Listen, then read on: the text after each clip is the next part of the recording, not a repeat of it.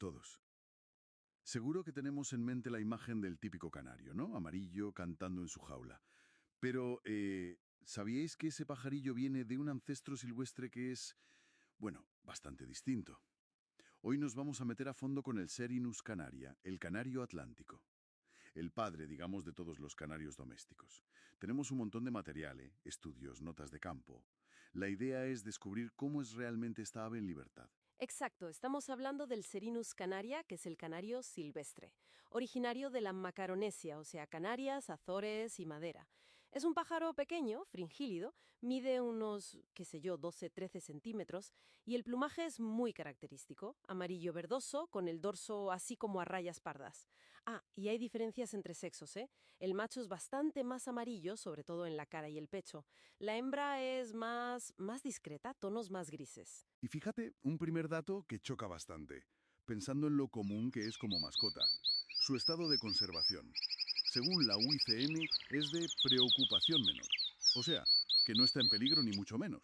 De hecho, las fuentes hablan de poblaciones silvestres muy sanas. Hasta 80.000 o 90.000 parejas solo en Canarias. Eso ya nos dice algo de su capacidad de adaptación, ¿no? Totalmente. Esa es una de sus grandes bazas. Es súper versátil con los hábitats. Te lo encuentras en pinares, en bosques de laurisilva, matorrales en la costa, dunas e incluso se ha adaptado muy bien a sitios que hemos modificado nosotros, parques, jardines, zonas de cultivo. Vamos, desde el nivel del mar hasta altitudes de más de 1500 metros. Una pasada. Vale, pues vamos a lo interesante. Las diferencias clave entre este canario silvestre y el doméstico, porque aquí sí que hay contrastes que llaman la atención. Uno muy gordo es el comportamiento social.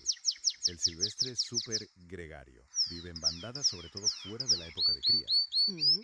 mientras que al doméstico, bueno, a menudo se le considera un ave no social. Incluso se recomienda tenerlo solo en la jaula. Es un cambio radical, ¿sabes?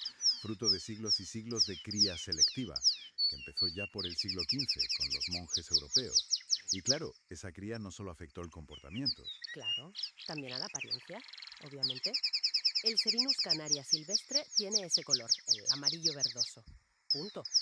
Pero es que del doméstico hay más de 400 variedades reconocidas. Es una barbaridad.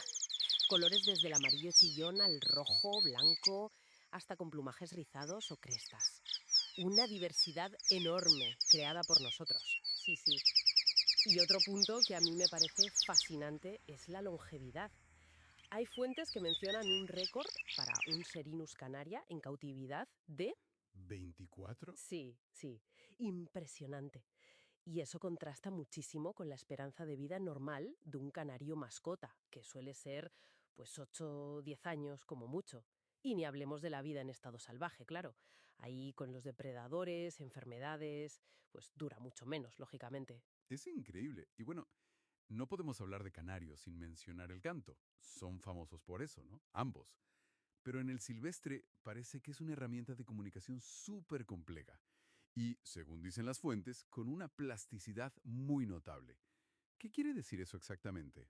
Plasticidad en el canto. Ostras, quiere decir que su canto no es algo fijo, inmutable, cambia, se adapta.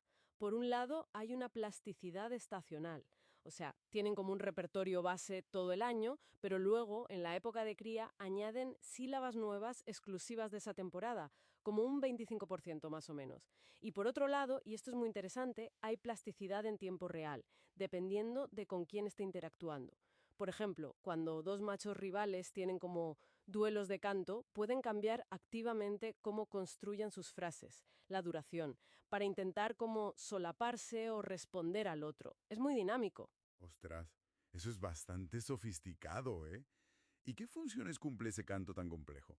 ¿Para qué sirve? Pues tiene varias funciones clave. Se piensa que una importante es el reconocimiento individual, para saber quién es quién en la bandada. Y por supuesto es fundamental para la reproducción.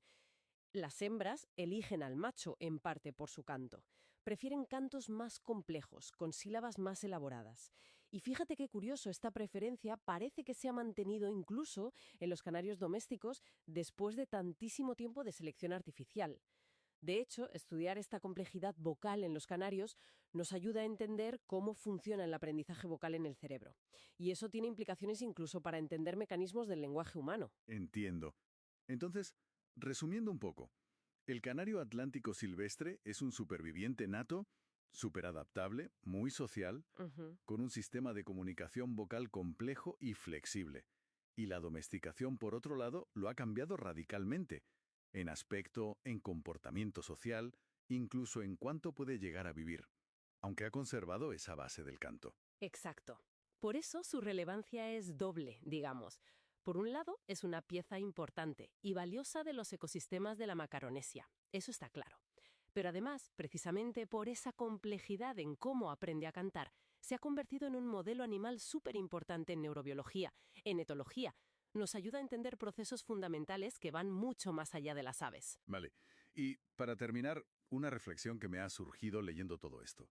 Si la domesticación ha sido capaz de transformar a un ave tan social, tan de grupo, como el canario silvestre, en una mascota que a menudo se tiene sola, aislada. Bueno, ¿qué nos podría sugerir esto sobre cómo la vida con nosotros puede estar afectando quizá de formas que no vemos tan fácilmente a los instintos y las necesidades sociales más profundas de otros animales, incluso de aquellos que parecen adaptarse bien físicamente a vivir en cautividad? Ahí queda la pregunta.